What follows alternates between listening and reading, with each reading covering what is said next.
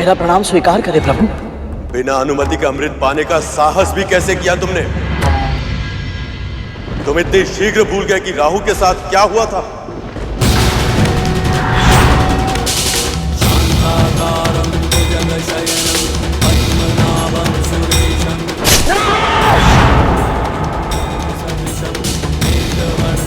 मुझे स्मरण है प्रभु।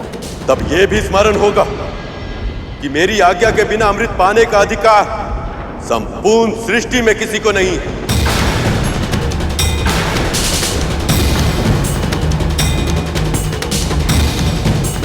किंतु तब भी तुम इसे देवताओं से छीन लाए। क्यों? प्रभु आप तो जानते हैं मैंने ये अमृत अपने लिए नहीं, अपनी मां की मुक्ति के लिए। कारण चाहे कितना भी उचित क्यों ना हो गरुड़, तुम्हें बलपूर्वक अमृत पाने का अधिकार नहीं है।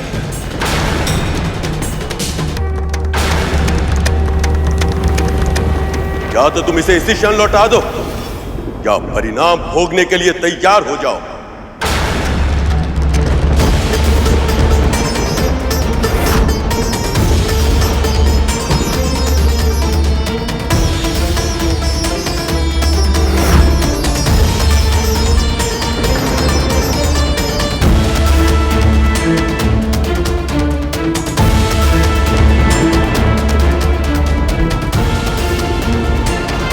मुझे क्षमा कीजिए प्रभु,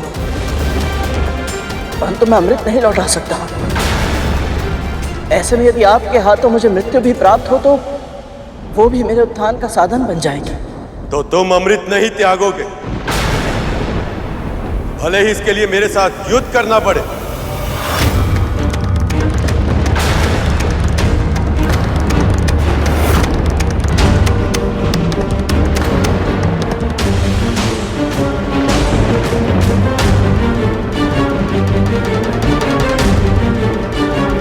प्रभु मेरी मां की मुक्ति ही मेरे लिए सबसे बड़ा धर्म है। अपने उस धर्म की रक्षा करने के लिए यदि आपके साथ युद्ध करने के अतिरिक्त कोई और उपाय नहीं है तो मैं उसके लिए भी तैयार हूं।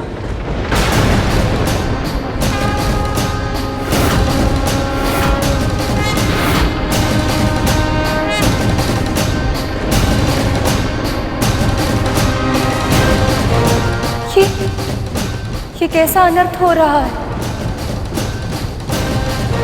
कि एक पुत्र अपनी मां के लिए अपने परमपिता प्रभु से युद्ध करने के लिए विवश हो गए।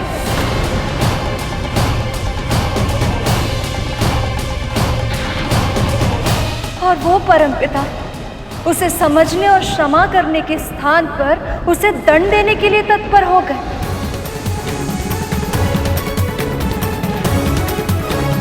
क्या दोष है गरुड़ का कि उसने केवल मातृ सेवा और मातृ मुक्ति के अलावा कोई इच्छा नहीं रखी? और क्या दोष है विंता का कि उसने अपने पुत्र को केवल धर्म के मार्ग पर चलना सिखाया?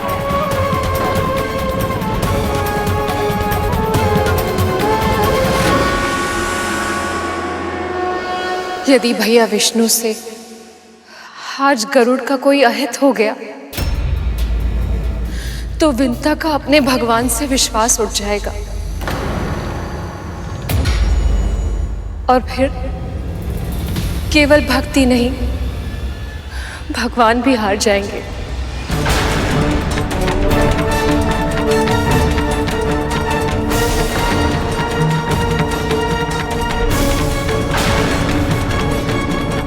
तुम्हें केवल अपनी मां का कष्ट दिखाई दे रहा है गरुड़। तुमने और तुम्हारी मां ने सच्चे हृदय से मेरी भक्ति की है, इसलिए मैं तुम्हें एक अवसर और देता हूं।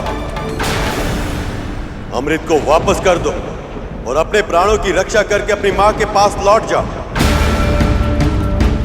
यदि तुम्हें कुछ हो गया तो जिस मां के लिए तुम ये अमृत ले जाना चाहते हो वो जीवित तो रहेगी, और उसके भीतर की सभी इच्छाएं, महत्वाकांक्षाएं, प्रसन्नताएं सब तुम्हारे साथ ही मर जाएंगी।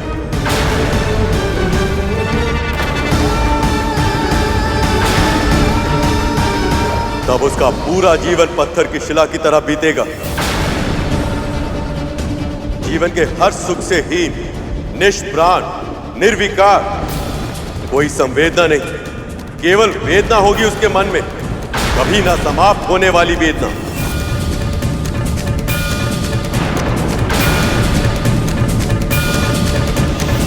मैं जानता हूं प्रभु, परंतु मेरी मां जो आज तक दासी का जीवन जीती आई है वो भी मृत्यु से कम कष्टकारी नहीं है। उनके मन में अब भी केवल वेदना ही है प्रभु, कभी ना समाप्त होने वाली वेदना।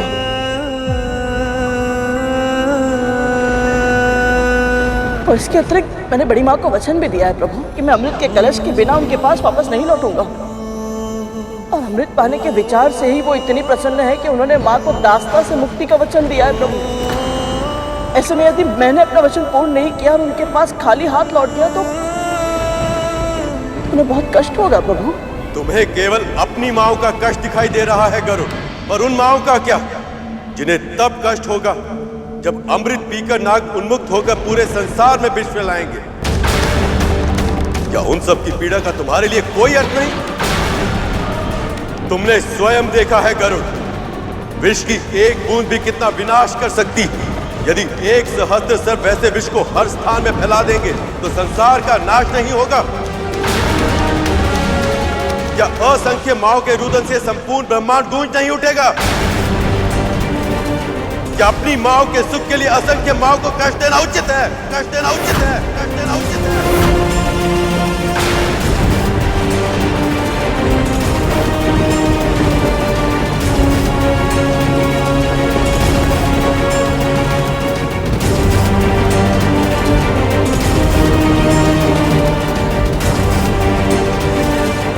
मेरी माँ ने सदैव आपकी भक्ति की है प्रभु, और आपके बनाए नियम सभी के लिए एक समान होते हैं। तो फिर मेरी माँ इन नियमों की अपवाद क्यों? मेरी माँ को उनके सुकर्मों के फल क्यों नहीं मिलने चाहिए प्रभु? असंख्य माओं का कष्ट दूर करने के लिए मेरी एक माँ को सदैव कष्ट सहना पड़े, क्या ये उचित होगा प्रभु? निर्दोष होकर भी दास्ता के बंधन में बंध कर रहना पड़े, जीवन भर अपनी ही बहन का अत्याचार सहना पड़े, क्या ये उचित होगा प्रभु?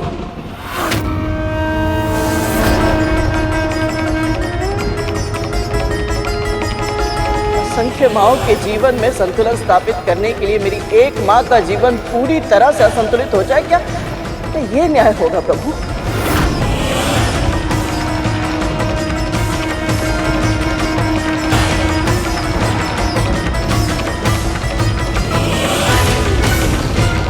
यदि अब भी आपको लगता है प्रभु मैं अधर्म कर रहा हूं, तो चलाइए चक्र।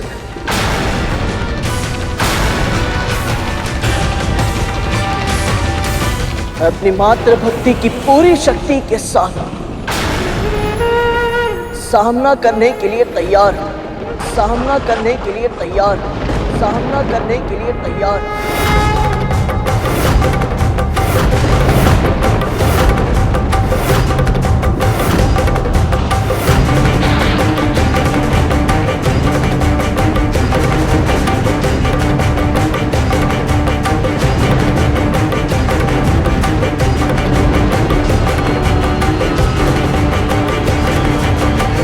ओम श्री मात्रे नमः। ओम श्री मात्रे नमः। ओम श्री मात्रे नमः।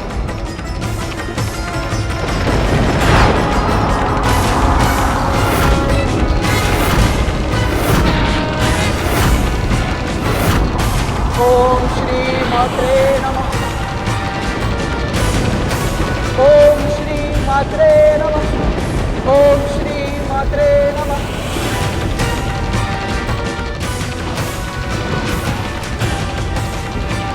ओम श्री मात्रे नमः।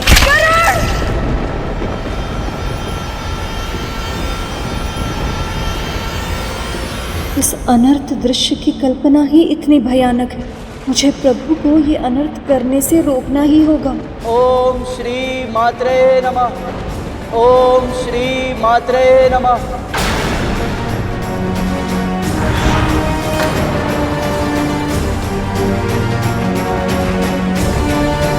ओम श्री मात्रे नमः। ओम श्री मात्रे नमः।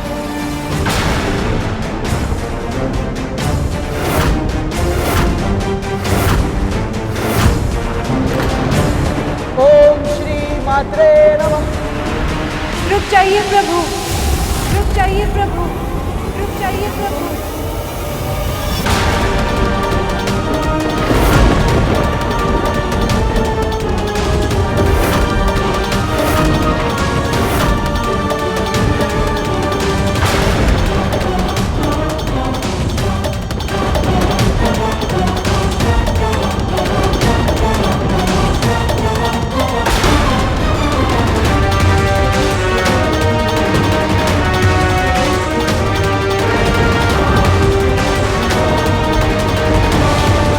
आप ऐसा नहीं कर सकते।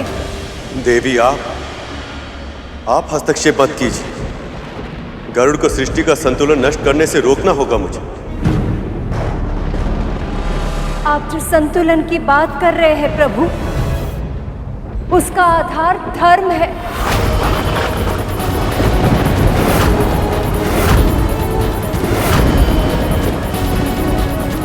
और धर्म का आधार विश्वास है। वो विश्वास जिसके स्तोत्र विंता और गरुड़ जैसे आपके भक्त हैं। वो विश्वास जिसके साथ यदि सेवा की जाए तो प्रभु दत्तात्रेय जैसे कटुभाषी अवतार भी आशीर्वाद दे देते हैं।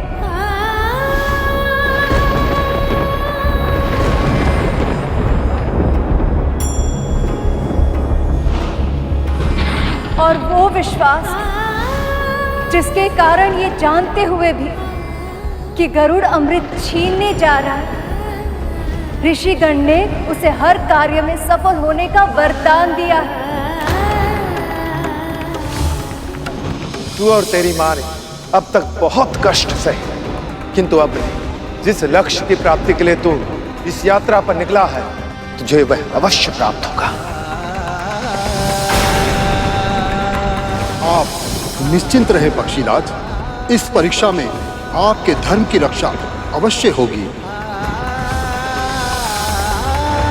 प्रभु, आज यदि आपने गरुड़ को दंड दिया तो ऋषिगण की वाणी असत्य हो जाएगी। भक्तों का भगवान पर से विश्वास उठ जाएगा। भक्तों का भगवान पर से विश्वास उठ जाएगा। सखी लक्ष्मी तो गरुड़ की रक्षा के लिए भैया विष्णु के समक्ष भी खड़ी हो गई।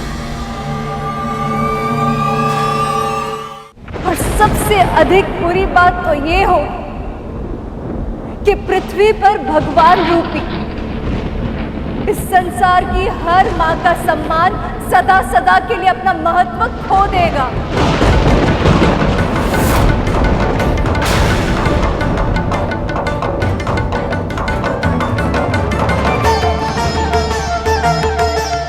कितना सौभाग्यशाली हूं मैं कि मेरी मां की मुक्ति के लिए स्वयं संसार की मां है।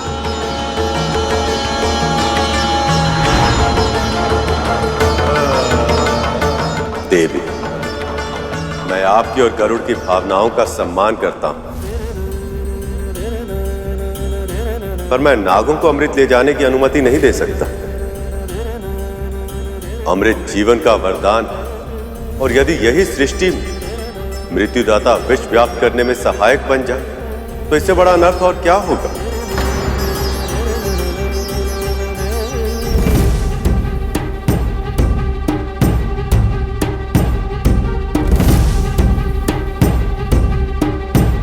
प्रभु, विंता की मुक्ति के लिए कोई उपाय खोजिए ना। कुछ ऐसा कीजिए ना जिससे कि कद्रू को आभास हो जाए कि उसकी मन की हर इच्छा पूरी नहीं हो सकती।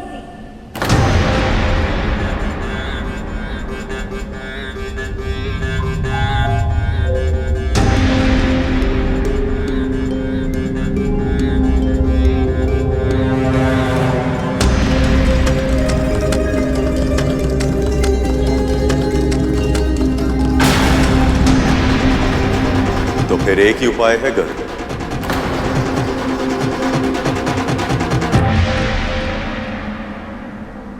इस अमृत को तुम्हें स्वयं पीना होगा।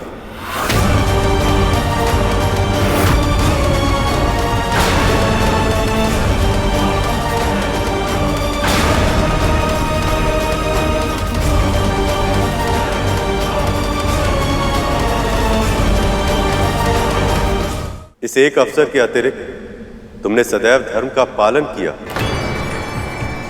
इसलिए यदि तुम चाहो तो इस अमृत को पी सकते हो।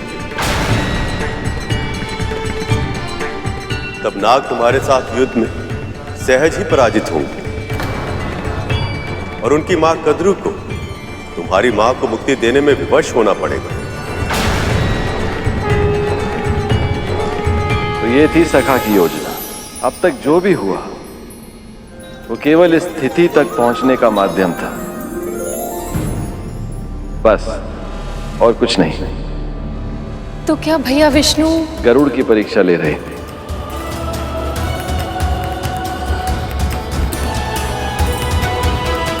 सोच क्या रहे हो गरुड़? यह अमृत ही तुम्हारी हर समस्या का समाधान है। पी लो इसे।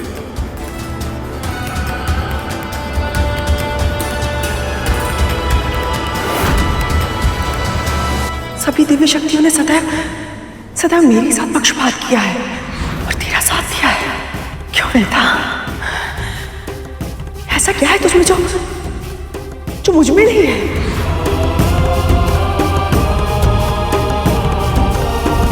क्षमा कीजिए प्रभु, परंतु मैं अमृत ग्रहण नहीं कर सकता।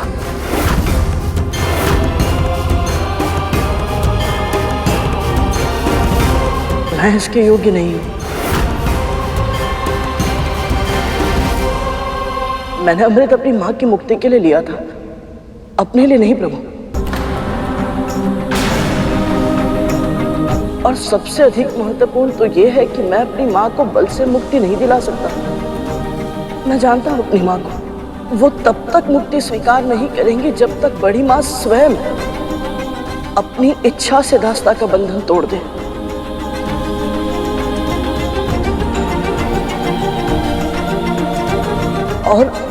और क्या करूं? और यदि मैंने अमृत पी लिया, बड़ी मां को बहुत दुख होगा प्रभु।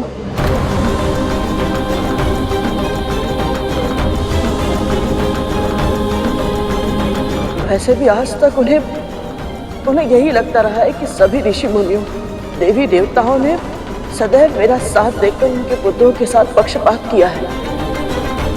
यदि अमृत भी नागों के स्थान पर मुझे मिल गया तो बड़ी मां टूट जाएंगी प्रभु।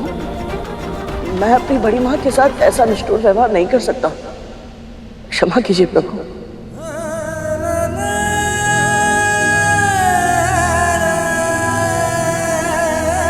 तुम विलक्षण हो गरुड़। तुम्हारे हाथ में अमृत का कलश और स्वयं प्रभु विष्णु ने तुम्हें अमृत पान की आज्ञा दी है, लेकिन तुम्हारे मन में अमृत का तनिक भी मोह नहीं। केवल इतना ही नहीं देवी, इसके मन में उस मां के लिए भी इतना सम्मान जिसने इसकी मां को इतने कष्ट दिए। गरुड़, तुमने मुझे यह विश्वास दिला दिया है कि साम, दाम, दंड, भेद, कोई भी उपाय तुम्हें यह अमृत ले जाने से नहीं रोक सकता। जाओ, ले जाओ इसे।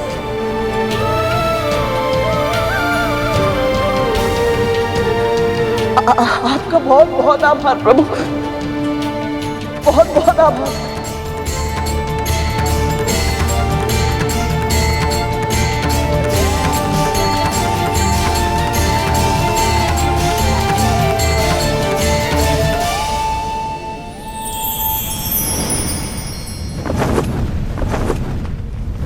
मैं जानता हूं सखा, गरुड़ को अमृत लेकर जाने के पीछे भी आपकी एक योजना है, ताकि गरुड़ की योग्यता की आप एक और परीक्षा ले सकें। गरुड़,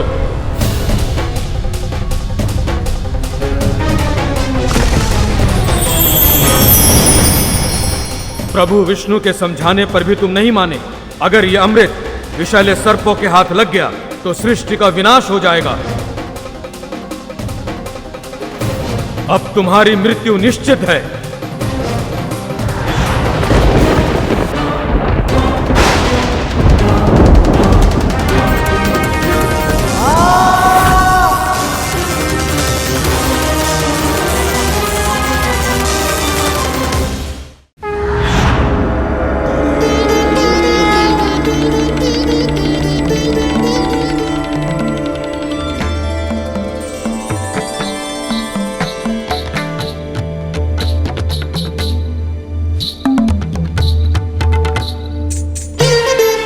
हमारा आशीर्वाद तुम्हारे साथ है गरुड़।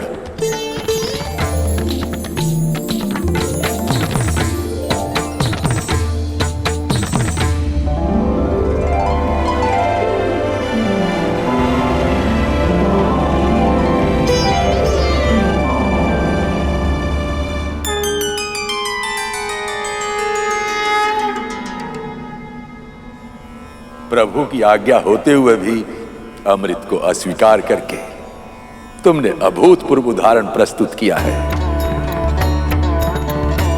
ये मैंने अपने शेष भैया और वासुकी भैया से सीखा है।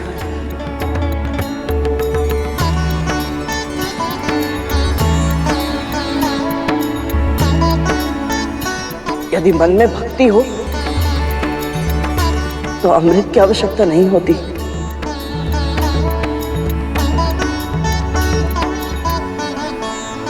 वैसे सखा, आज तो आपने हम सबको आशंकित कर दिया था।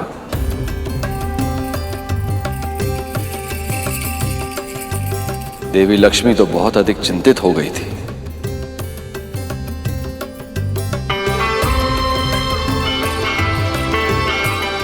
प्रभु, मां, अब मुझे जाने की अनुमति और आशीर्वाद प्रदान करें।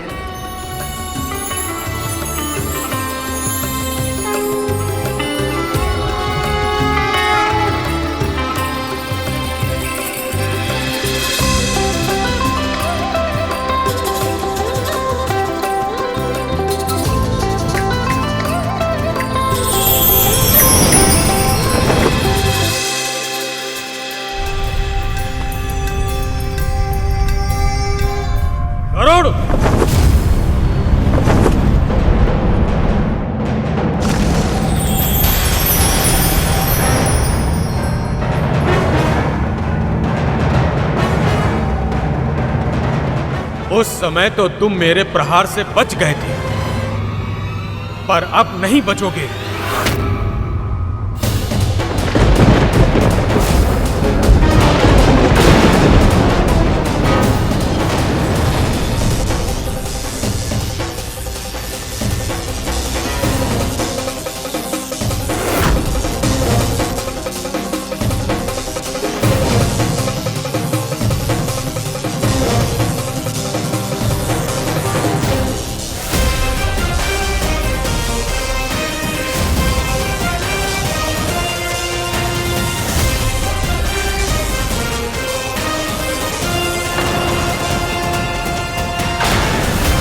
देवराज, आपके इस महान अस्त्र का निर्माण महर्षि दधीचि की उन अस्थियों से हुआ है जो उन्होंने स्वेच्छा से देह त्याग कर आपको प्रदान की थी।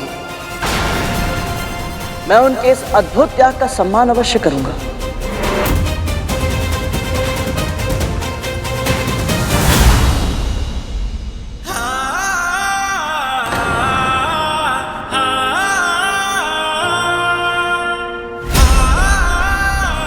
मेरा वज्र इसके पंख तक का कोई अहित नहीं कर पाया।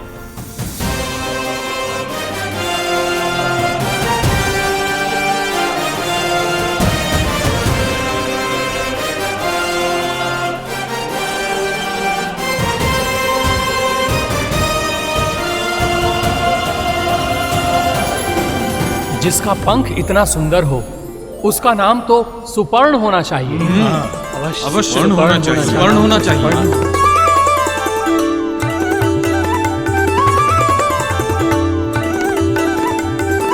मातृभक्त सुपर्ण की मातृभक्त सुपर्ण की विष्णु भक्त सुपर्ण की मातृभक्त सुपर्ण की विष्णु भक्त सुपर्ण की विष्णु भक्त सुपर्ण की। नारायण नारायण। स्वर्ग में बिना आज्ञा प्रवेश किया इसने, सभी देवताओं के साथ युद्ध किया और अब अधिकार ना होते हुए भी अमृत चुराकर भाग रहा है ये, और सभी इसी का पक्ष ले रहे हैं। क्यों सभी गरुड़ का पक्ष ले रहे हैं? क्यों?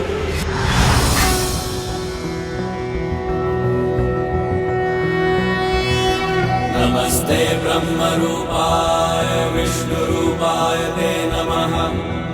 आप चिंता मत कीजिए देवराज, विधि का विधान विचित्र होता है।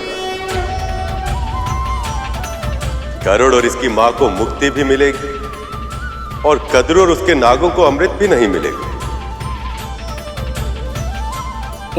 ये कैसे संभव है प्रभु?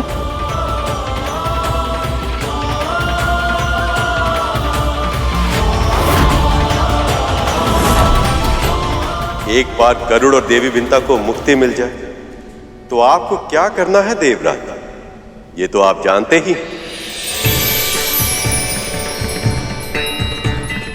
मैं सब समझ गया प्रभु, आप महान हैं। ये अनोखा मध्य मार्ग सुझाकर आपने सब कुछ ठीक कर दिया प्रभु। अब आप जैसा चाहते हैं वैसा ही होगा।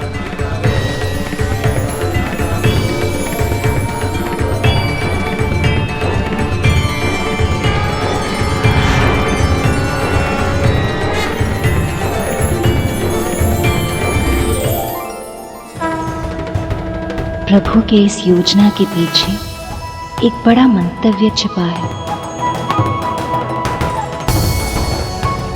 ओम नमो भगवते वासुदेवाय। ओम नमो भगवते वासुदेवाय। विंता, आंखें खोलो।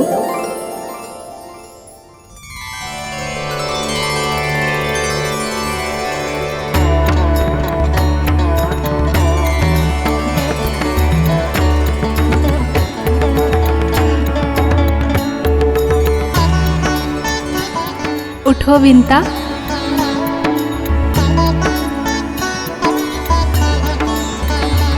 सरस्वती माँ, लक्ष्मी माँ, पार्वती माँ, देवी, आप सब यहाँ?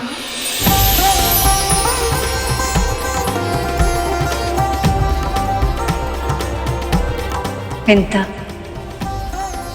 तुम जिस पल की प्रतीक्षा कर रही थी वो पल आ गया है। तुम्हारा पुत्र लौट आया है।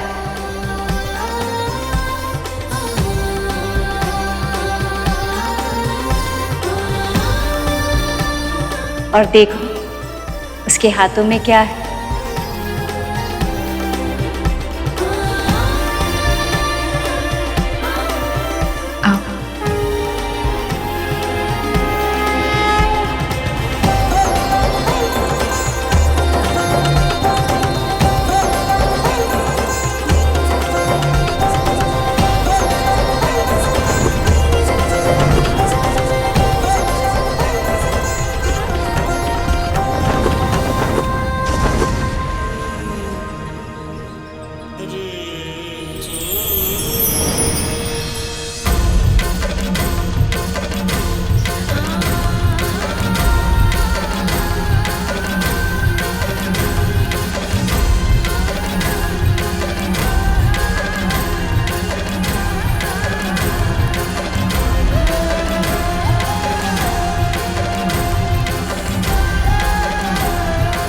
गरुड़ सुरक्षित है। विंता, देखा तुमने? तुम्हारा पुत्र अमृत ले आया है। वही अमृत जो तुम्हारी मुक्ति का साधन है। आज तुम और तुम्हारा पुत्र दोनों दासत्व से सदा के लिए मुक्त हो जाएंगे।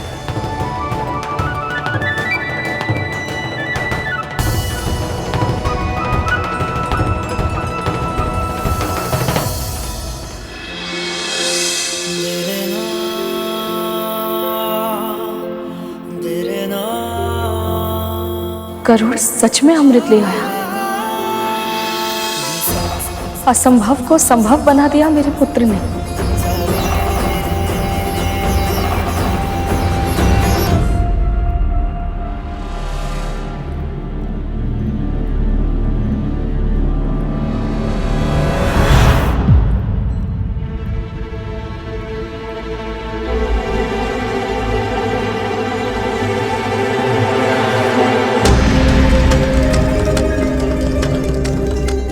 क्या मैं कल्पना कर रही थी?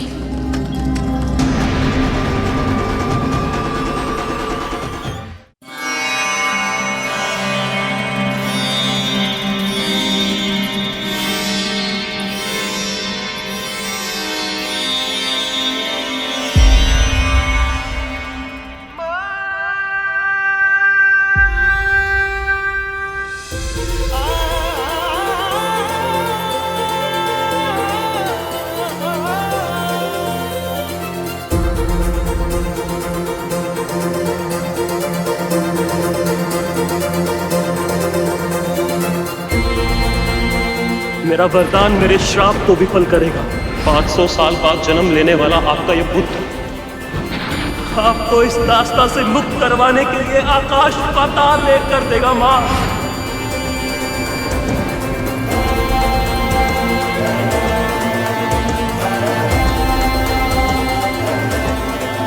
आपको दास्ता की बेड़ियों से मुक्त कराने के लिए मुझे कुछ भी क्यों ना करना पड़े, कोई भी मूल्य क्यों ना चुकाना पड़े, मैं आपको अवश्य मुक्त कराऊंगा। ये मेरा प्रण है।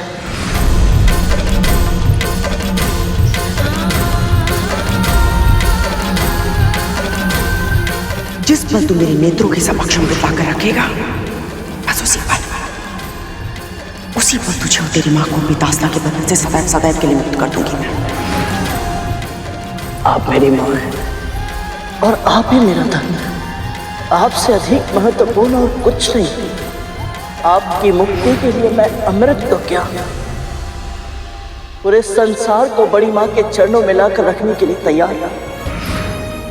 तो भी प्रभु विष्णु तुझे अमृत नागों को सौंपने कभी नहीं देंगे।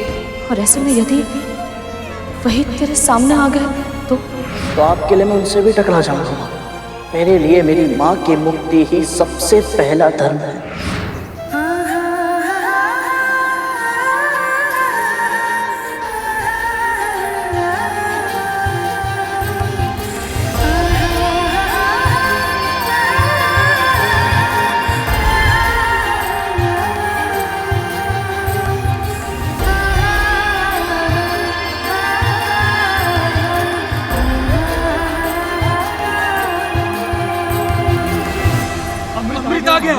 अमृत ले आया। पहले मैं पीऊंगा। नहीं, पहले मैं पीऊंगा। नहीं, मैं पीऊंगा। नहीं।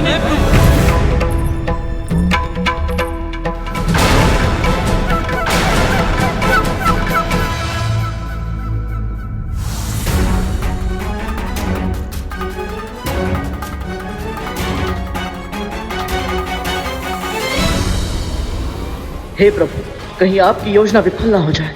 मुझे आपकी योजना पूर्ण करने की शक्ति दीजिए प्रभु, अन्यथा यदि नागों को अमृत मिल गया तो संसार का अंत निश्चित है प्रभु।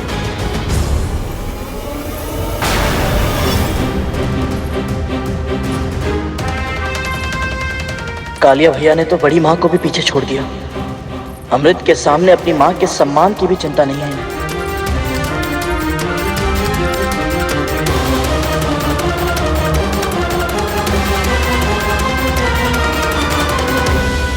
अमृत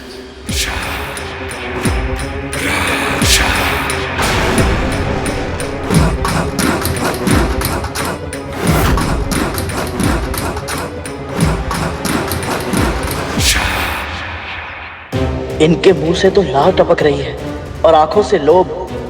ये सब तो मेरी कल्पना से भी अधिक तुच्छ है।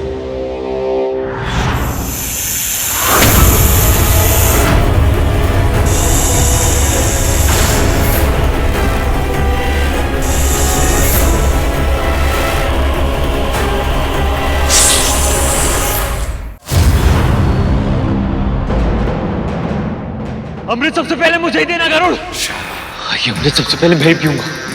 अमृत शीरी मुझे ये कलश दे ताकि मैं इसका अमृत पी के अमर हो जाऊं। इतनी शीघ्र नहीं कालिया भैया।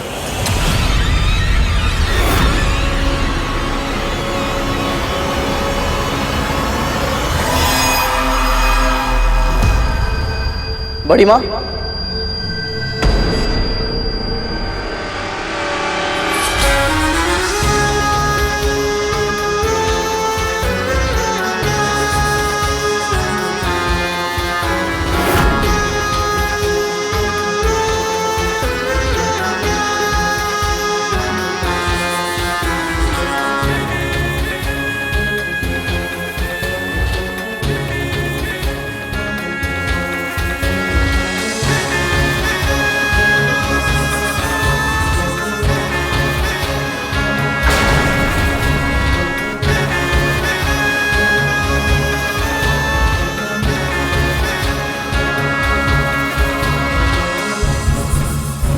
मेरे पुत्र सबसे शक्तिशाली हो, स्वर्ग के सिंहासन पर राज करे, अजर अमर हो जाए और अमृत चाहिए मुझे।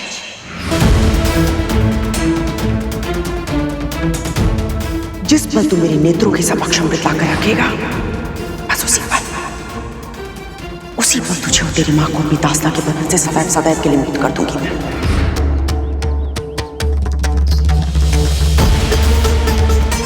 इतनी लंबी प्रतीक्षा की मैंने इस पल की, ये पल आ गया, मुझे अमृत मिल ही गया।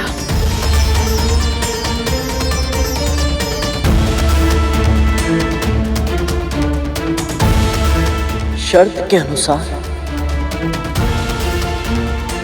मैं अमृत ले आया बड़ी।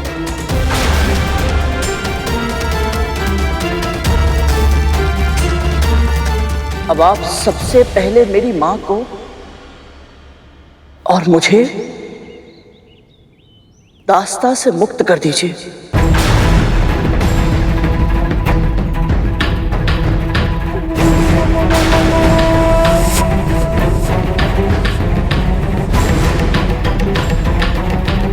और फिर अमृत स्वीकार कीजिए।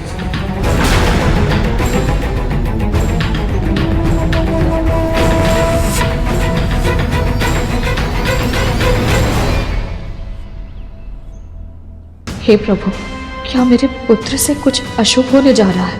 कृपा करें, गरुड़ को सद्बुद्धि दें।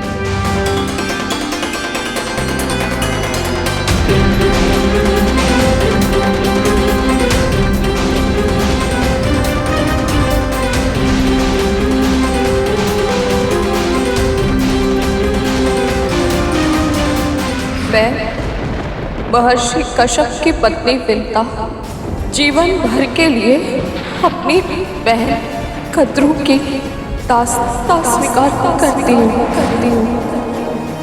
मैं महर्षि कश्यप और मां विंता का पुत्र गरुड़ मन से, वचन से और कर्म से मेरी विमाता महारानी कद्रू और उनके 1 सहस्त्र पुत्रों की दास्ता स्वीकार करता हूँ। ऋषि कश्यप को अगली संतान के रूप में ऐसा पुत्र देना जो इंद्र से सहस्त्र गुणा अधिक शक्तिशाली और बुद्धिमान हो, शक्तिशाली और बुद्धिमान हो, शक्तिशाली और बुद्धिमान हो।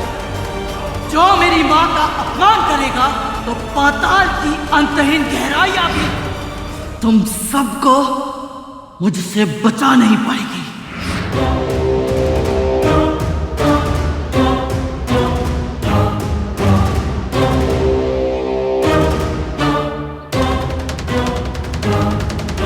मैं और मेरे पुत्र अमर तो हो जाएंगे, किंतु ये विंता मेरी दास्ता से और गरुड़ मेरे नियंत्रण से मुक्त हो जाएगा।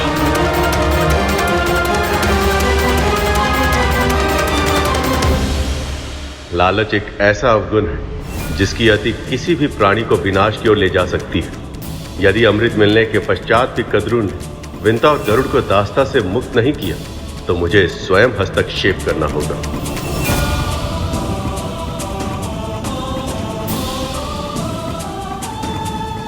यदि मुक्त होने के बाद गरुड़ और इसकी मां ने मुझसे प्रतिशोध लेना चाहा तो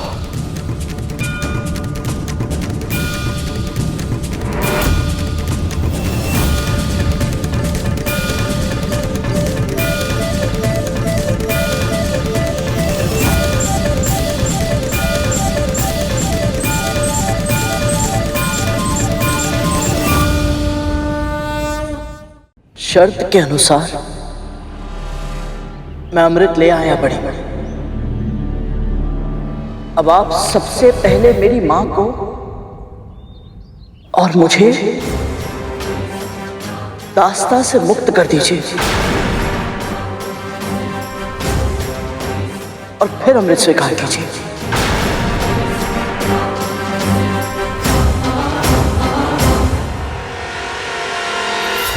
मैं और मेरे पुत्र अमर तो हो जाएंगे, किंतु ये विंता मेरी दास्ता से और गरुड़ मेरे नियंत्रण से मुक्त हो जाएगा।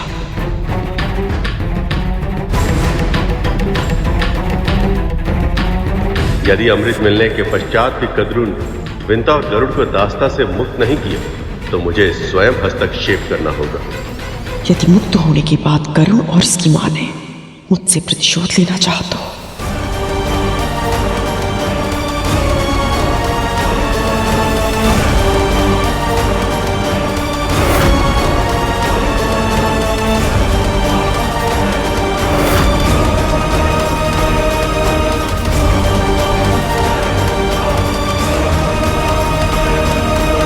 ये क्या हो गया है मां को? शिव जी ने एक यज्ञ के फलस्वरूप मुझे ये माला दी थी। इसे जो धारण करेगा उसे ऐसी प्रतापी संतान प्राप्त होगी जिसके नाम और यश की कीर्ति समस्त ब्रह्मांड में फैलेगी। भगवान विष्णु के प्रताप से होने वाली आपकी संतान का वर्चस्व संपूर्ण आकाश में स्थापित होगा। महाबुद्धिमान, महाबलवान, आकाश का इंद्र कहलाएगा वो, आकाश का इंद्र कहलाएगा वो। उसका जन्म महान उद्देश्यों के लिए हुआ है और उसमें से सबसे बड़ा उद्देश्य उसकी मां को दास्तां से मुक्त कराना। जो बीज आज आप बोएंगी कल वही वृक्ष बनेगा और अभी भी समय है देवी कद्रू, देवी विंता और उनके पुत्र को कष्ट देने का पाप मत कीजिए।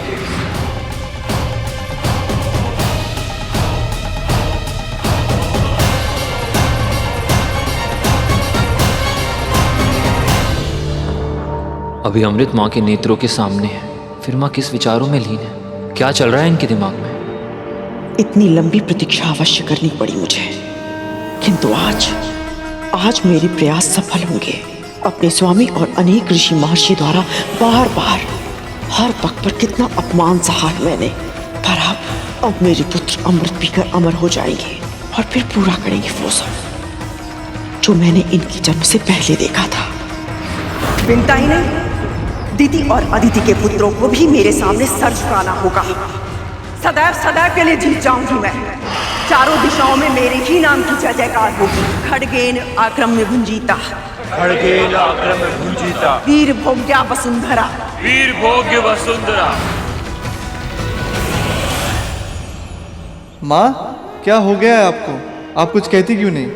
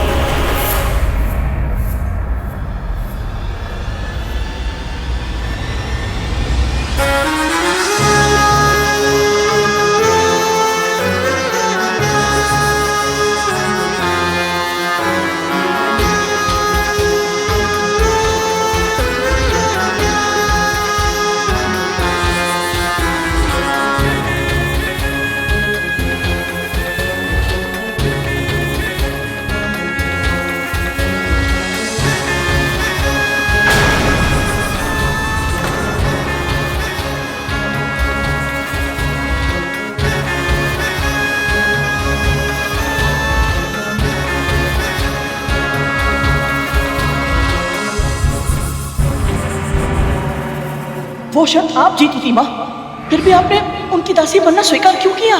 क्योंकि ये मेरा पश्चाताप था। ईर्ष्या के वश में अपने ही पुत्र को विकलांग बना दिया। जिस प्रकार मैं अपनी विवशता का दास बन गया, उसी प्रकार आप भी अपनी बहन की दासी बनकर रहेंगी।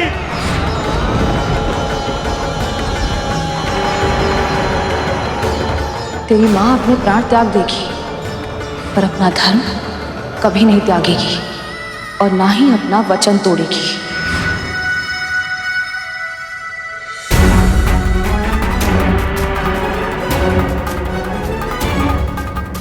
धन्य है इन मां पुत्र की कर्मनिष्ठा। अपने वचन को अपना धर्म बनाकर दास्तां को इस प्रकार स्वीकार किया कि अब इनके पैर अपने स्थान को छोड़कर आगे नहीं बढ़ पा रहे। इन्हें विश्वास ही नहीं हो रहा कि ये दास्तां से मुक्त होने वाले हैं।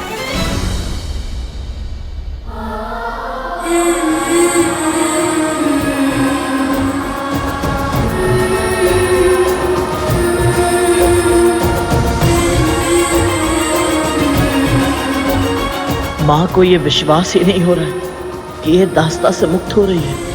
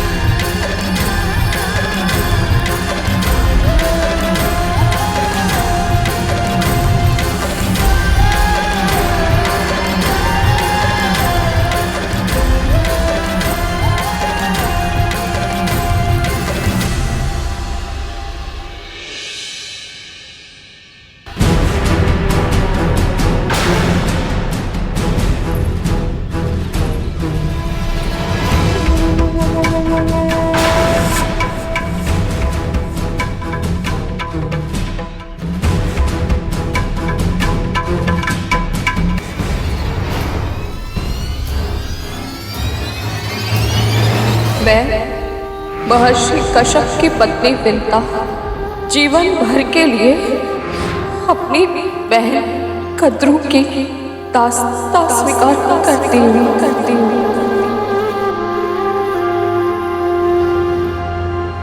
अपने और अपने पुत्र के मस्तिष्क से ये भ्रम बाहर निकालकर फेंक देना कि तुम दोनों को मेरी दास्तां से मुक्ति मिलेगी कभी नहीं।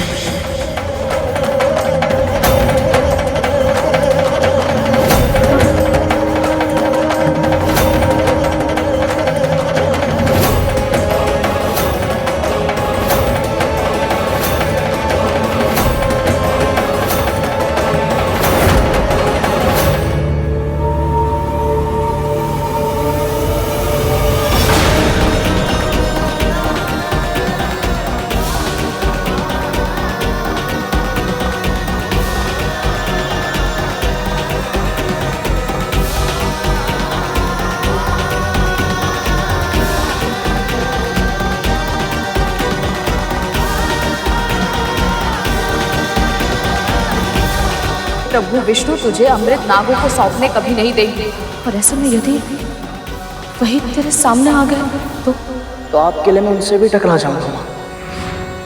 मेरे लिए मेरी माँ की मुक्ति ही सबसे पहला धर्म है।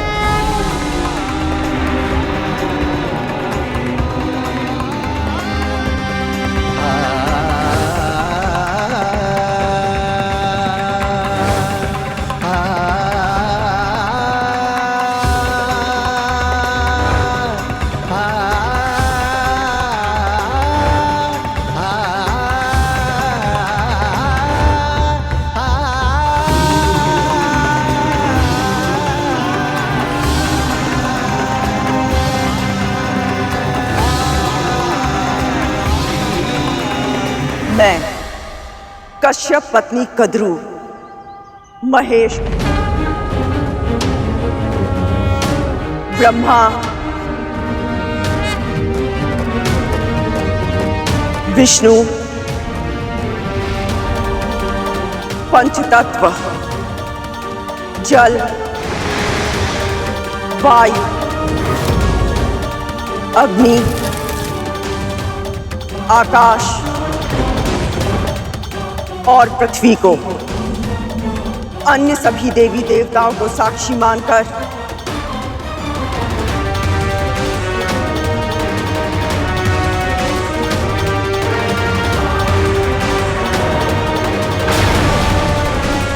विंता और उसके पुत्र गरुड़ को अपनी दास्ता के बंधन से मुक्त करती हूँ। अपनी दास्ता के बंधन से मुक्त करती हूँ। अपनी दास्ता के बंधन से मुक्त करती हूँ।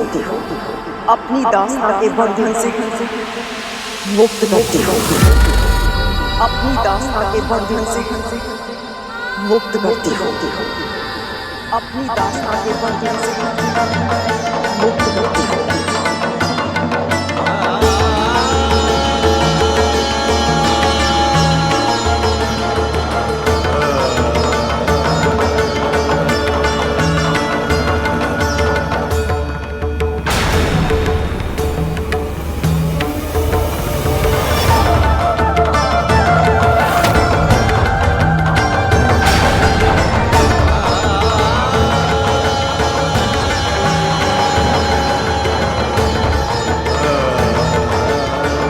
ऐसा लग रहा है जैसे हम देवताओं पर मनुष्यता का ऋण था जो आज उतर पाया है।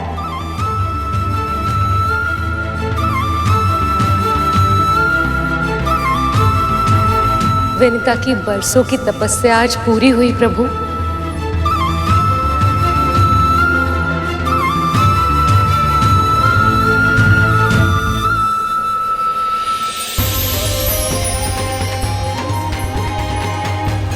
सभी देवी देवताओं, सभी ऋषि मुनियों, मेरी वंदना स्वीकार करें।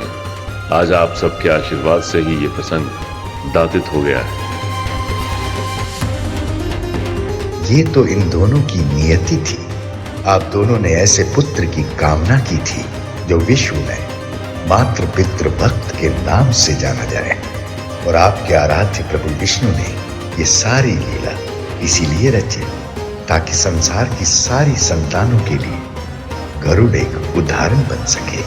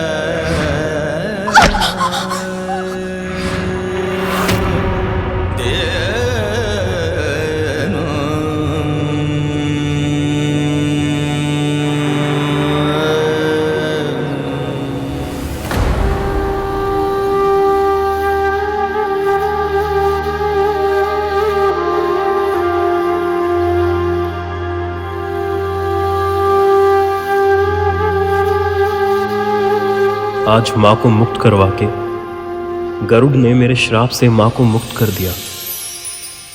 तुम्हारा कोटि कोटि धन्यवाद गरुड़।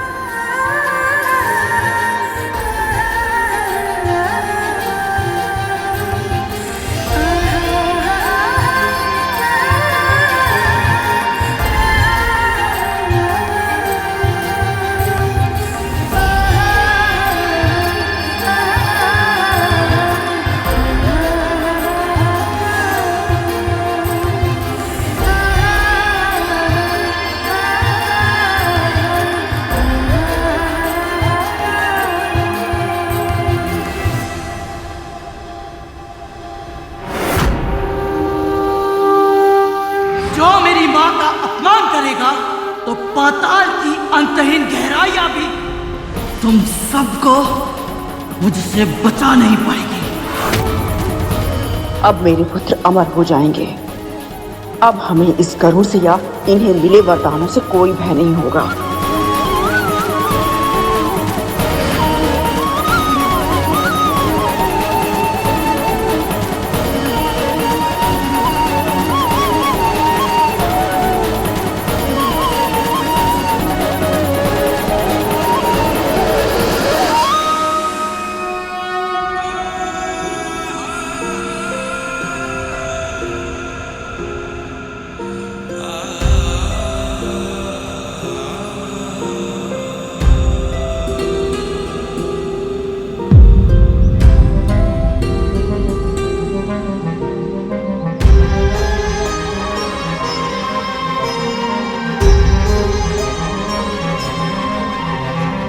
ऐसा लग रहा है जैसे मुझ पर से एक बड़ा बोझ हट गया। इतना स्वतंत्र पहले कभी अनुभव नहीं हुआ।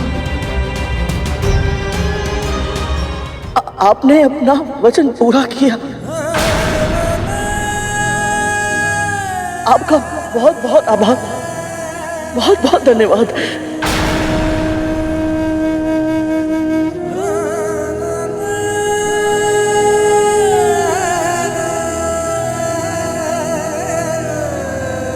मिल गई मुक्ति, हो गया प्रसन्न।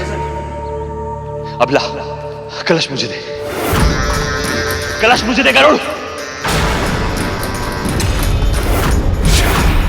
अब वचन तुझे पूरा करना है गरुड़। ला अमृत दे हमें।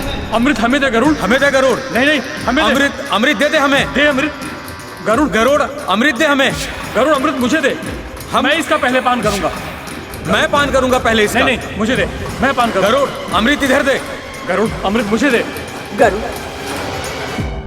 अब तो तू और तेरी मां मुक्त हो गए हैं ना। बस मेरी एकमात्र इच्छा पूरी कर दे। अमृत दे दे मुझे।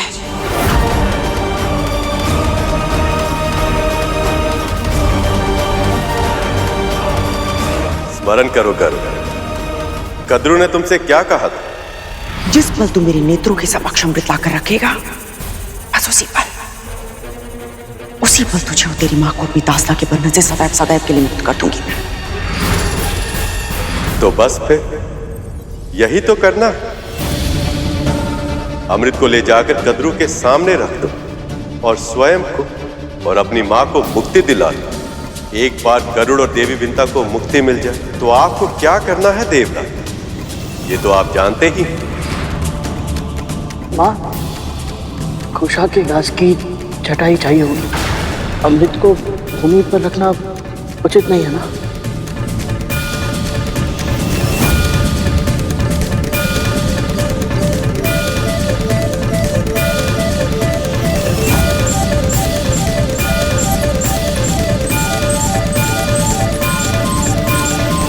एक बार तुम दोनों मुक्त हो जाओ, फिर अमृत को उन नागों के सामने रख देना। पर इससे पहले कि वो अमृत को छू भी पाएं, तुम उन सभी को शौच शुद्धि के लिए भेज देना।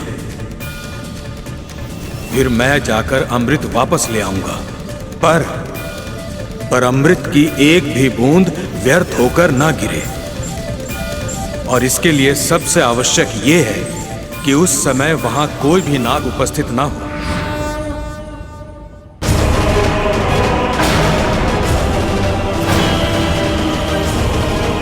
आपने ये तो बता दिया इंद्रदेव कि क्या करना है, परंतु कैसे करना है ये नहीं बताया।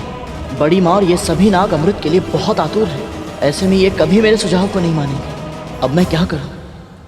अब गरुड़ कोई भूल नहीं कर सकता, उसे कोई ना कोई उपाय निकालना ही होगा। यदि मेरी योजना विफल होगी और नागों को अमृत प्राप्त हो गया तो ये संसार अंत के मुंह में चला जाएगा।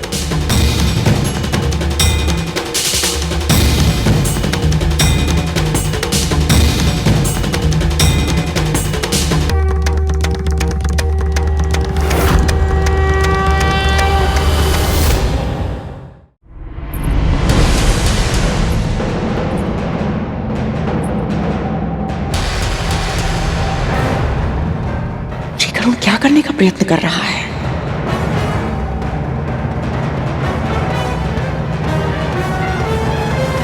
माँ, खुशा को भूमि पर रखना होगा।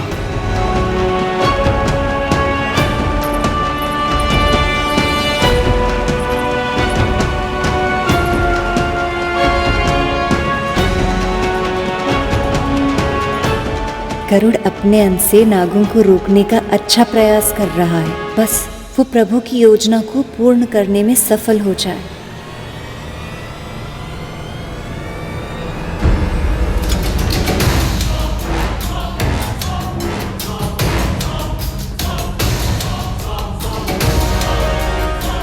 यदि इन सर्पों ने अमृत ग्रहण कर लिया तो अनर्थ हो जाएगा।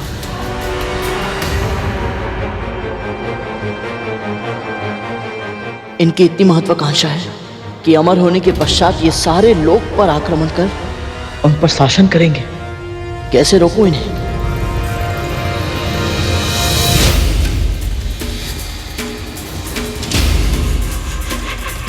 आज मेरा स्वप्न पूरा होगा। मेरे पुत्र सदैव सदैव के लिए अमर हो जाएंगे।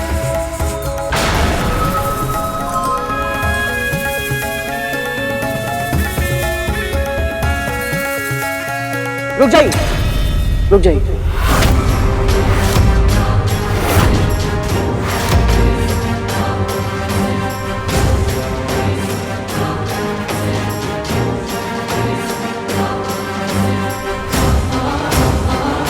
अमृत ग्रहण करने से पहले आप सभी को तन से शुद्ध होना होगा, अर्थात आप सभी को स्नान करने की आवश्यकता है। तन शुद्ध हो तो किसी भी शुद्ध वस्तु का प्रभाव अधिक होता है। किंतु स्नान ना करने से अमृत का प्रभाव समाप्त तो नहीं हो जाएगा ना गरुड़? तो फिर विलंब क्यों करें? अस्वच्छ तन से छुओगे तो अमृत का प्रभाव समाप्त नहीं होगा, परंतु पाप अवश्य मिलेगा, है ना मां?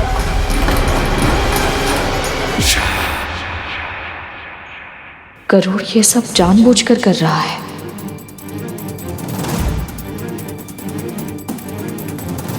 जब भगवान का प्रसाद बिना स्नान किए छुआ नहीं जाता, तो अमृत तो विश्व का सबसे बड़ा प्रसाद है। शुद्ध तन के साथ ग्रहण किया जाए तो सात्विकता बढ़ती है, और सात्विकता से प्रसाद का प्रभाव।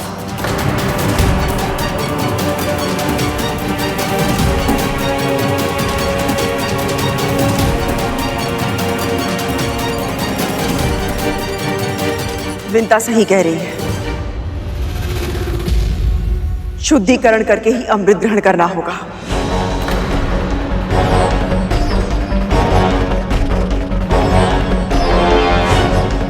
जाओ, स्नान करके आओ। स्नान करना ही है तो सबसे पहले स्नान मैं करूंगा। पहले हम स्नान करेंगे। शीघ्र चल सकते।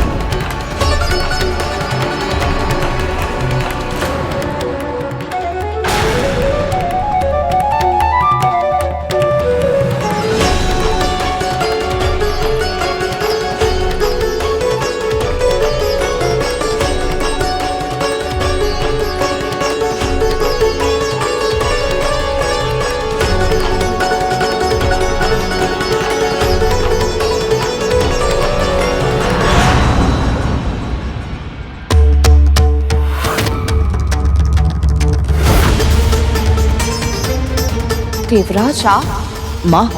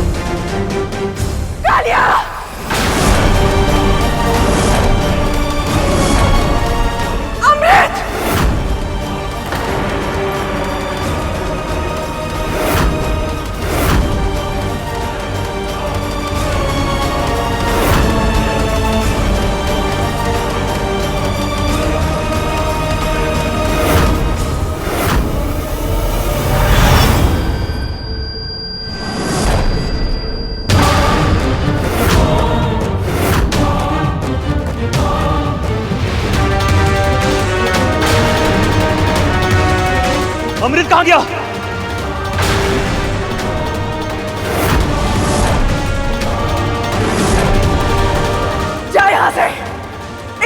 अमृत लेकर आ मेरा।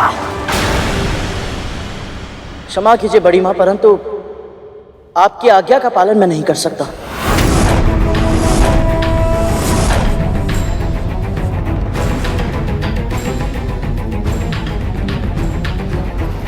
इतना तो साहस, तू मेरी आज्ञा मानने से मना कर रहा है? स्मरण रख, तू मेरा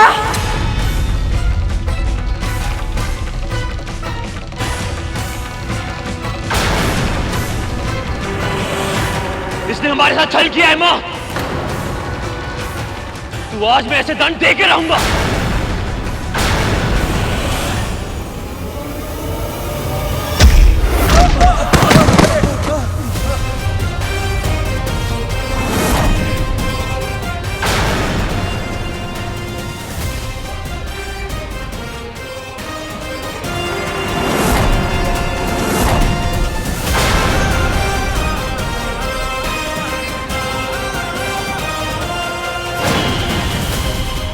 विंता, रोक अपने पुत्र को।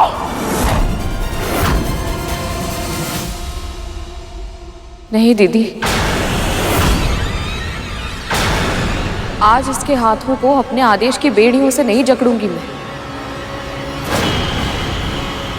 क्योंकि आज ये युद्ध धर्म के लिए कर रहा है।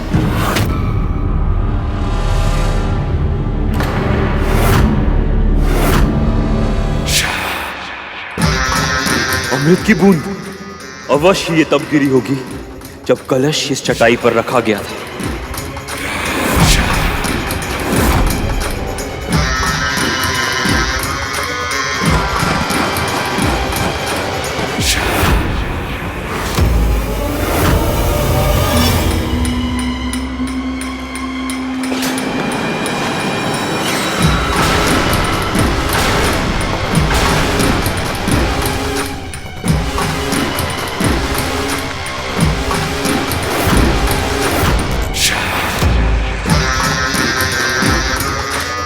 इस धरती के सबसे विषैले प्राणी मेरे महाबलशाली पुत्र गरुड़ से युद्ध करने के स्थान पर धूल चाट रहे हैं।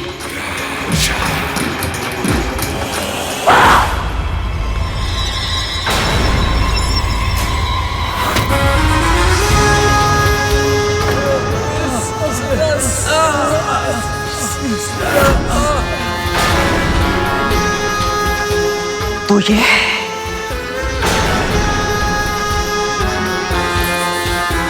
तुम दोनों के छल की वास्तविकता, तेरा सत्य। इतने समय तक तुम मुझसे स्वांग रचती रही कि जब तक मैं तुझे अपनी इच्छा से मुक्त नहीं करूंगी तब तक तू मेरी दासी बनी रहेगी। किंतु आज अपने पुत्र के माध्यम से तूने मेरे साथ छल किया।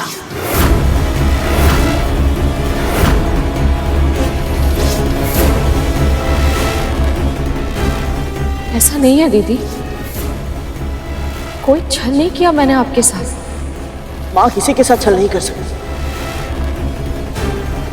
इन्हें इसके बारे में कुछ नहीं पता था। अर्थात तुझे पहले से सब कुछ पता था, फिर भी तूने उस इंद्र का साथ दिया। कृतज्ञ।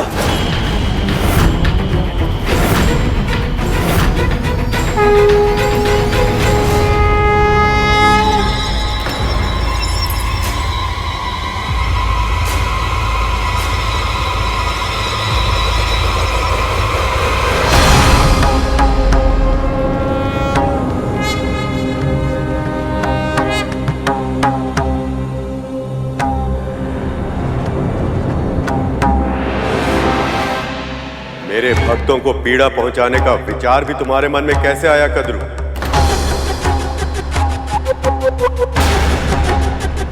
जिस छल के कारण तुम गरुड़ को चोट पहुंचाने जा रही थी, तुम्हारे साथ वो छल इसने नहीं, मैंने किया।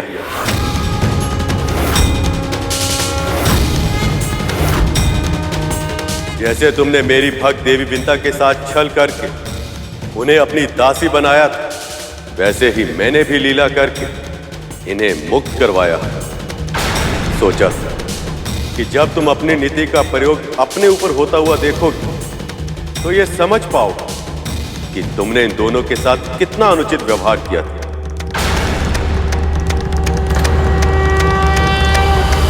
पर तुम्हारे मन में अब भी पश्चाताप नहीं, प्रतिशोध है।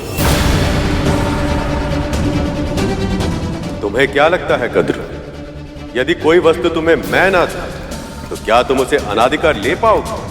सत्य तो ये है कद्रू कि तुम और तुम्हारे पुत्र अमृत की एक बूंद तो क्या उसकी आभा के भी योग्य नहीं।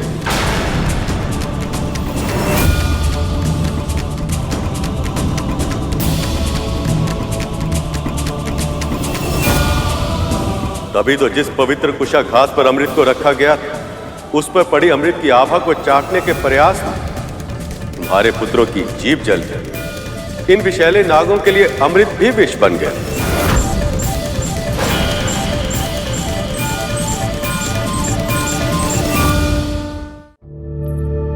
नहीं प्रभु,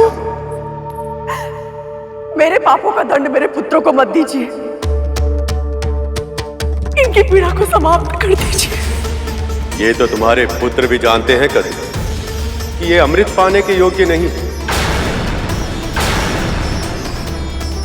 पर इनके भीतर का लोभ इतना अधिक बढ़ गया कि इन्होंने सत्य से मुंह मोड़ लिया।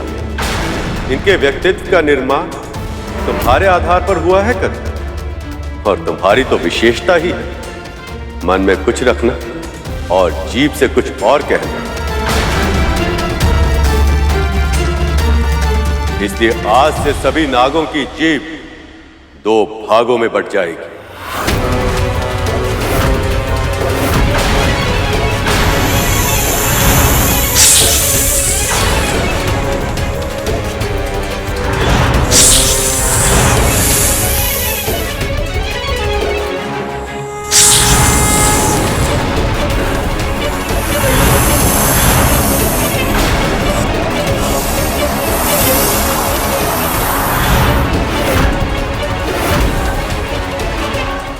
शेष,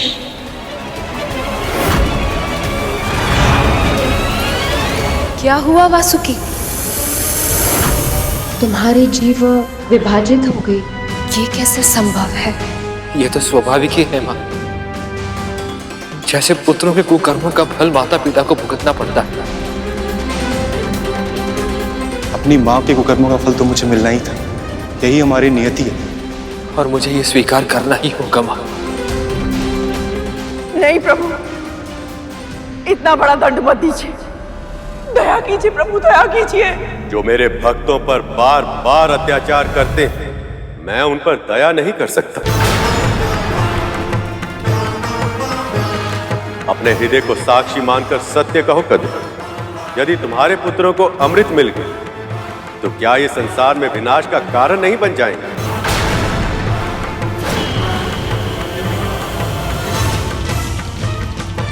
क्या ये अपने विष से अकारण ही प्राणियों की हत्या कर संसार का संतुलन नहीं बिगाड़ेंगे?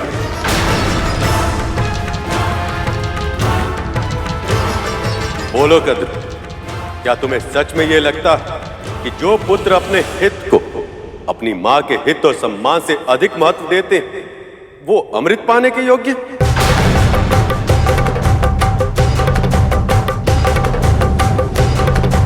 यदि नागों को अमृत मिल जाता और असुर अमृत छीनने के लिए नागों पर धावा बोल देते, तो क्या तुम्हारे पुत्र अमृत की रक्षा कर पाते?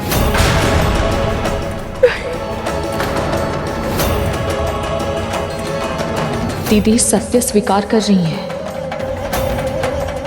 और दूसरी ओर ये गरुड़ है कद्रू, मुझे ये स्मरण करने की आवश्यकता नहीं कि इसने बिना किसी स्वार्थ के अमृत पाने में कितनी बड़ी भूमिका निभाई, केवल इसलिए ताकि मैं असुर गुरु शुक्राचार्य की संजीवनी विद्या का सामना करने के लिए अमृत रूपी अस्त्र देवताओं को प्रदान कर संसार में फिर से संतुलन स्थापित कर सकूं।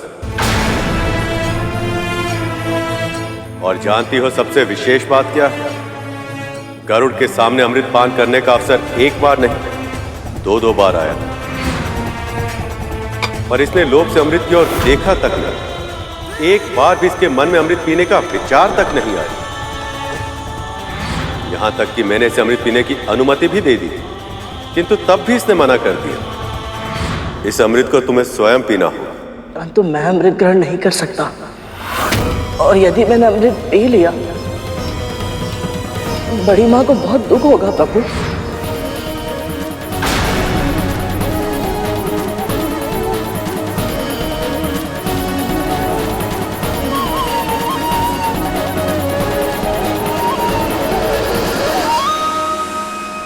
अब ये सब जानकर तुम ही बताओ कद्रू, यहां उपस्थित सभी प्राणियों में ऐसा कौन है जो अमृत पीने के लिए इससे भी अधिक योग्य हो?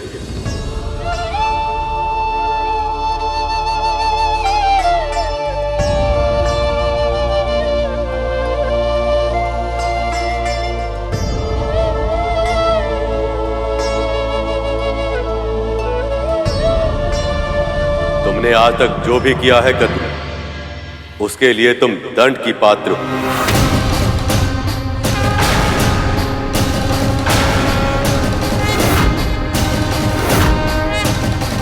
देवी विंता ने सदैव अपनी प्रार्थनाओं तुम्हारी और तुम्हारी संतानों की भलाई की विनती की, और इसी कारण से मैंने आज तक तुम्हें दंड नहीं दिया। पर जब तुमने गरुड़ को देवी विंता की मुक्ति के लिए अमृत लाने के लिए विवश किया, उसी समय तुम मेरे निर्णय के विरुद्ध चली गई।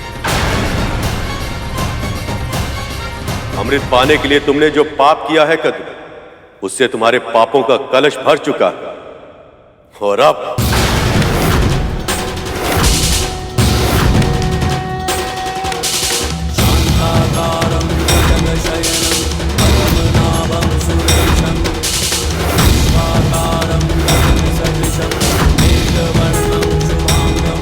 प्रभु,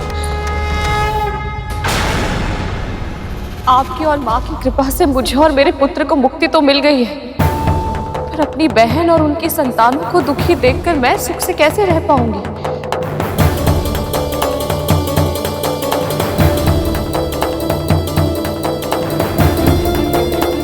प्रभु, भूल तो किसी से भी हो सकती है, परंतु कोई भी भूल पश्चाताप से बड़ी नहीं होती। बड़ी माँ और मेरे भाइयों को पश्चाताप करने का एक अवसर दे दीजिए प्रभु, दया कीजिए।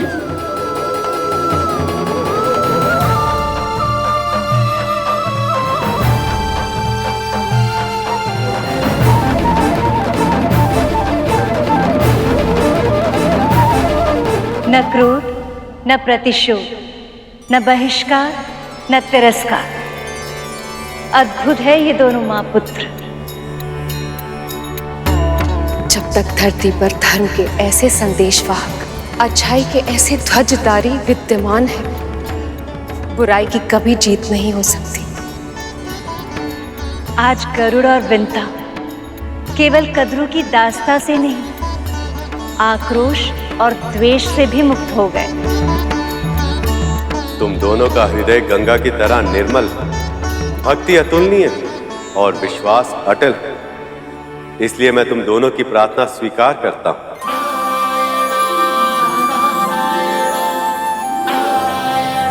पर मैं ये भी चाहता हूं कि तुम सभी को सदैव ये स्मरण रहे कि तुम दंड पाने के ही योग्य हो, और संसार को भी सदैव ये स्मरण रहे कि किसी निर्दोष को सताकर, उसके साथ अनुचित व्यवहार कर कोई भी प्राणी सुख और शांति का जीवन व्यतीत नहीं कर सकता।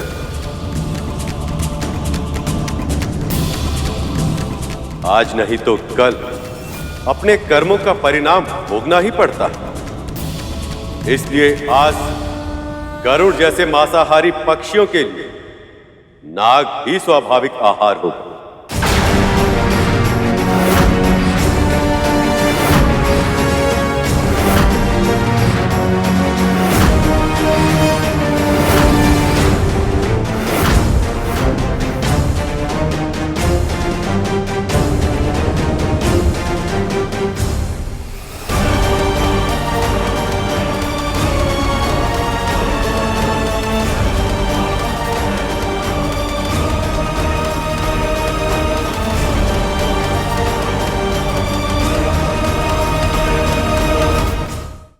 जिस प्रकार अब तक उसकी मां का जीवन तुम सबकी भय की छाया में बीता है, वैसे ही तुम सबको जीना होगा।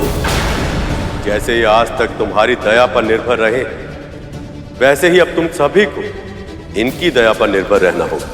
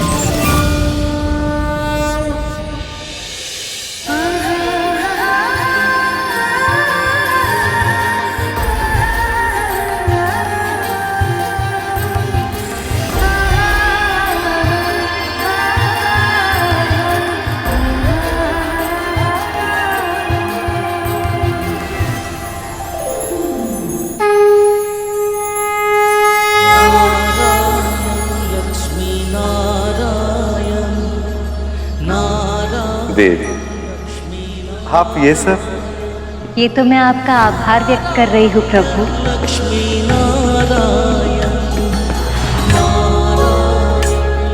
आज आपने मुझे सर्वश्रेष्ठ उपहार दिया है, गरुड़ और विंता को मुक्त कराकर। आज आपने अपना वचन पूर्ण किया।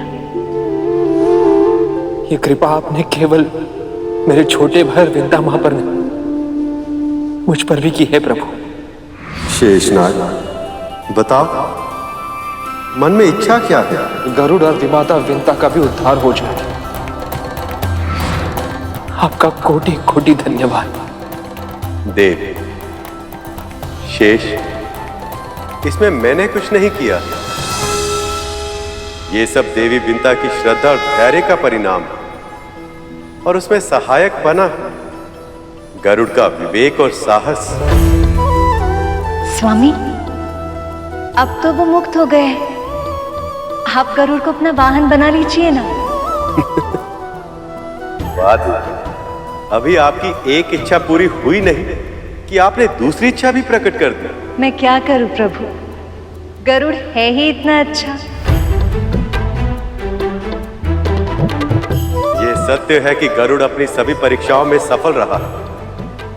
इसके अतिरिक्त मानसिक और शारीरिक रूप से भी वो मेरी सेवा के लिए तैयार है, पर अब उसे भावनात्मक रूप से तैयार होना। अभी अभी तो उसने अपनी मां को मुक्त कराया, इससे पहले कि वो दोनों एक दूसरे से फिर अलग हो जाए, उन्हें कुछ समय तो साथ में बिताना ही होगा। प्रसन्नता से भरपूर सुख और शांति की छाया में। सत्य वचन प्रभु, सत्य वचन।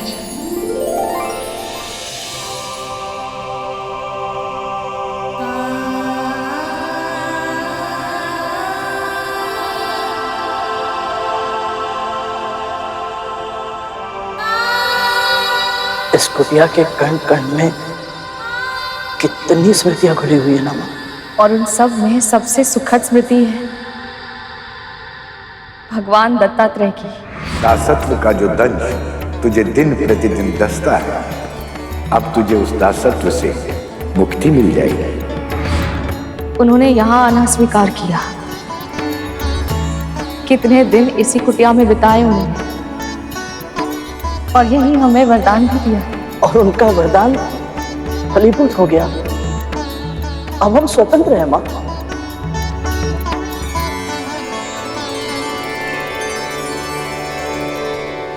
मां, एक शर्त।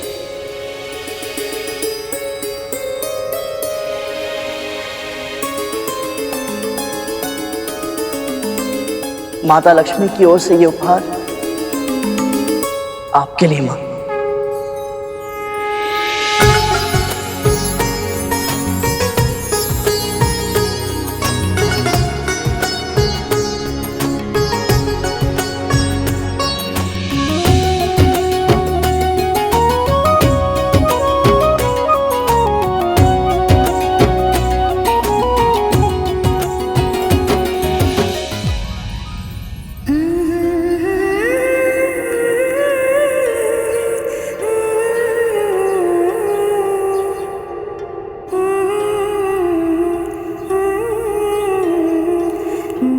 कितनी बार आपको महारानी के रूप में देखने की कल्पना की थी मैंने।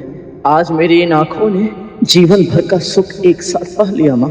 अब समय आ गया है अपने उस घर लौटने का जिस पर तुम दोनों का अधिकार है।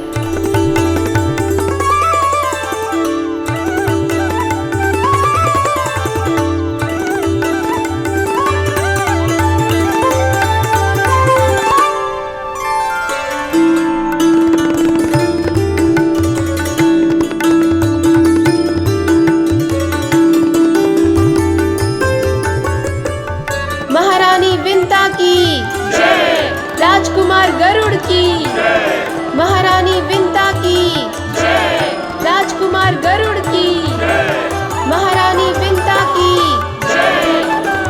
आपके महल में आपका बहुत बहुत स्वागत है महारानी जी।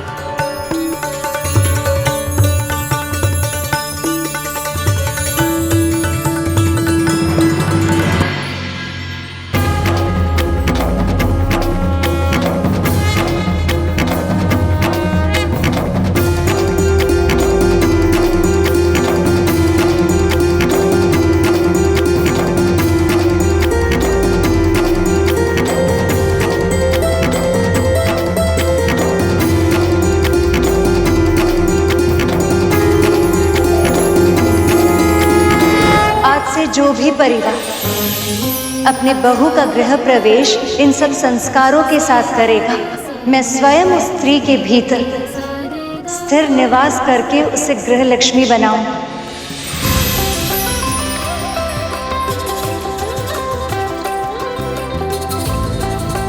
उसके शुभ हाथों से हल्दी के छाप उस घर के कष्ट और रोगों को मुक्त करेंगे।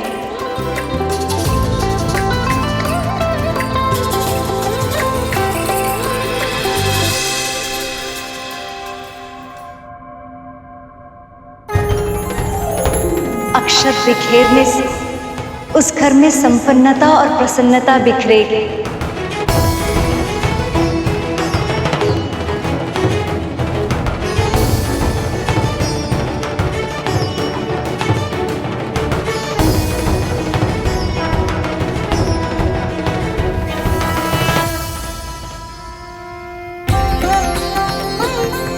और आलते से रंगे हुए उसके पच्चे उस घर को धर्म और सफलता का मार्ग दिखाएंगे।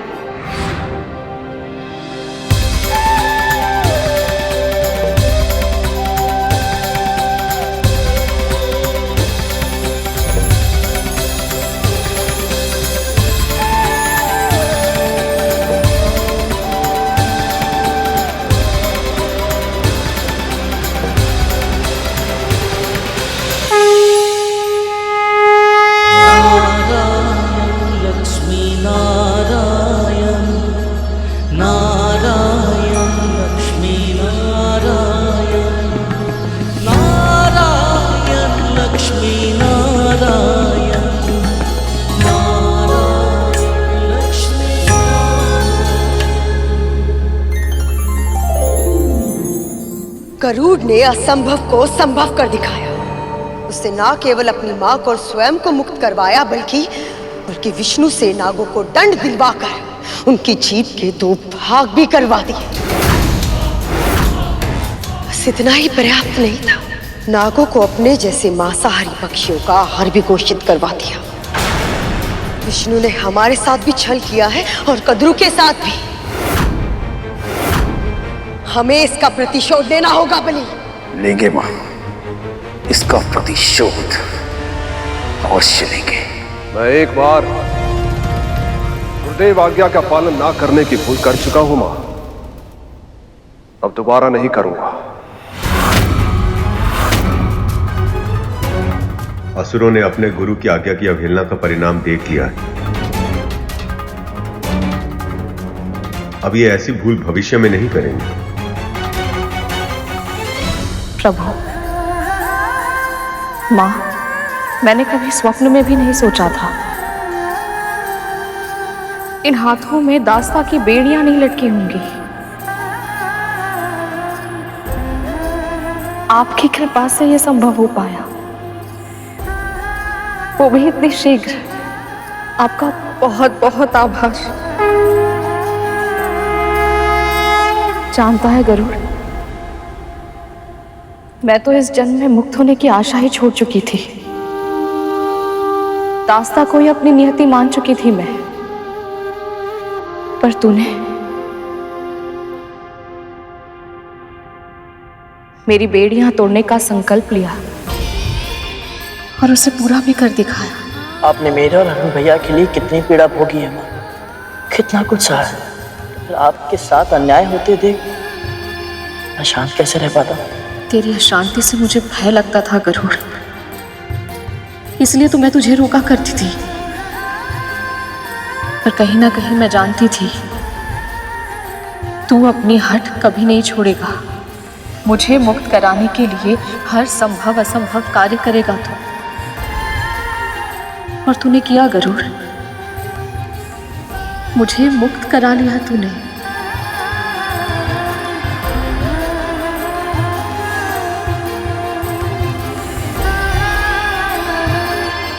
मैंने कुछ नहीं किया है।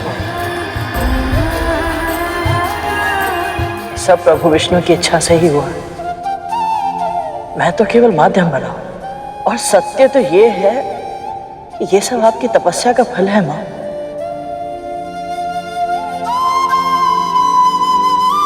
और श्री नारायण का आशीर्वाद।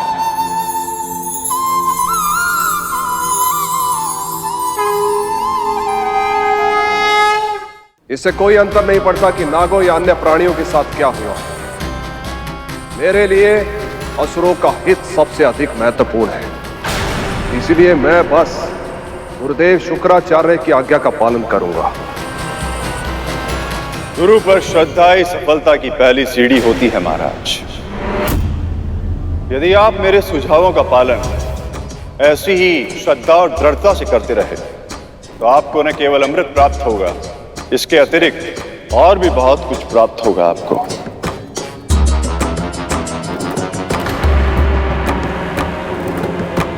आपकी हर महत्वाकांक्षा पूर्ण होगी, आपका हर स्वप्न वास्तविक बनेगा। पर कैसे गुरुदेव, कैसे?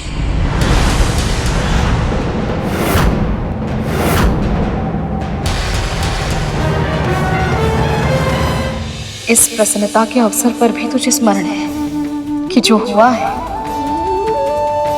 वो मेरे प्रभु की इच्छा और कृपा से ही हुआ है। मुझे तुझ पर और तेरी विनम्रता पर गर्व है गरुड़।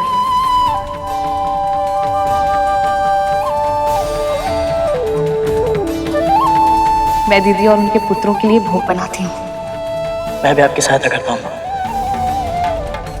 क्षमा कीजिएगा, आप महारानी हैं और आप राजकुमार।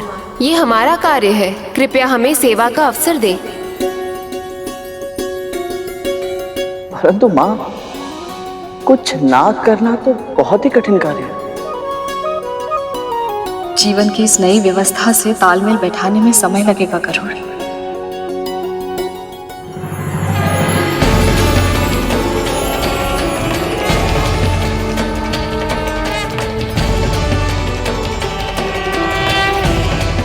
ये कैसे ध्वनि है?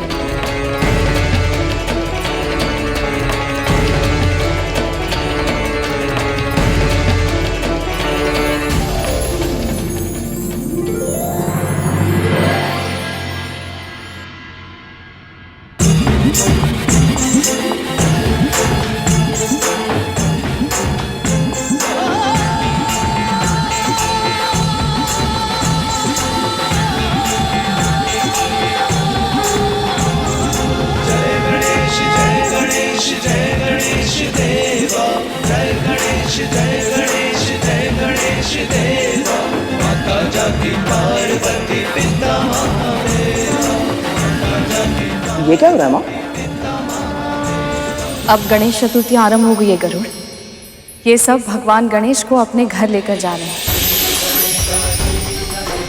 इस अवसर पर इनकी स्थापना अपने घर में ही करके इनकी कथा सुननी चाहिए और पूरे मन से इनकी पूजा करनी चाहिए।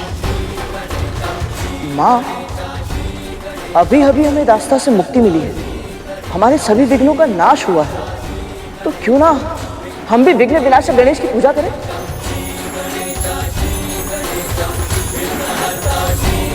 ये तो बहुत ही उत्तम विचार है गरुड़। हमारे नए जीवन के लिए इससे उत्तम आरंभ और क्या हो सकता है। हम ऐसा ही करेंगे पुत्र। विघ्न विनाशक, लंबोदर, वक्रतुंड, गजानन महाराज गणेश की पूजा हम अवश्य करेंगे।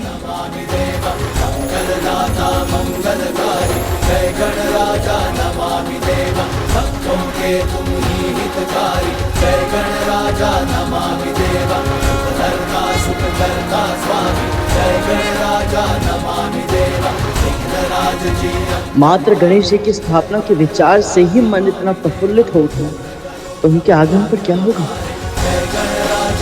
इस समय देवता प्रसन्न हैं देवी।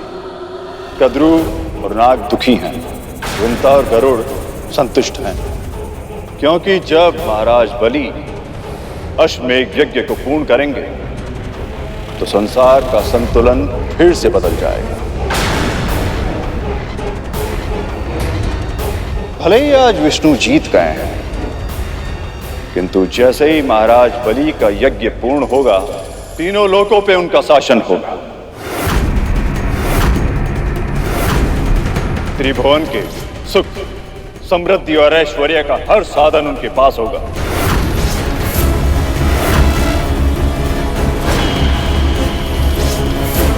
यहां तक कि अमृत भी।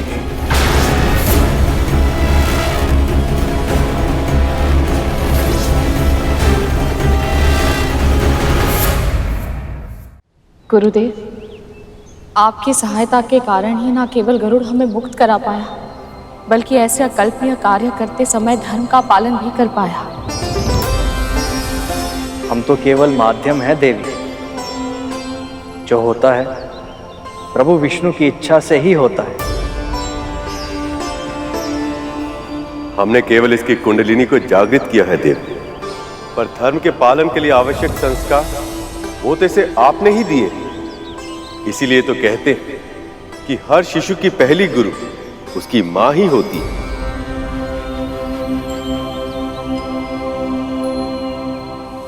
मां इतने दिनों बाद ही सही आपको ये श्रेय, ये सम्मान मिलते देख मैं कितना प्रसन्न हूं, बता नहीं सकता। गुरुदेव, आपके मार्गदर्शक के लिए बहुत बहुत धन्यवाद। परंतु एक विनती है आपसे।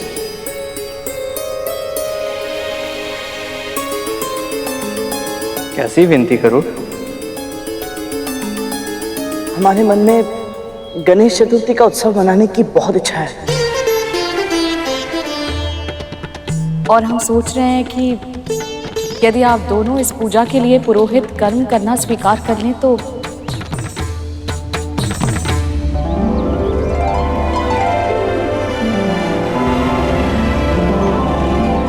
भगवान श्री गणेश की पूजा और कथा कहने, ये तो हमारा सौभाग्य होगा।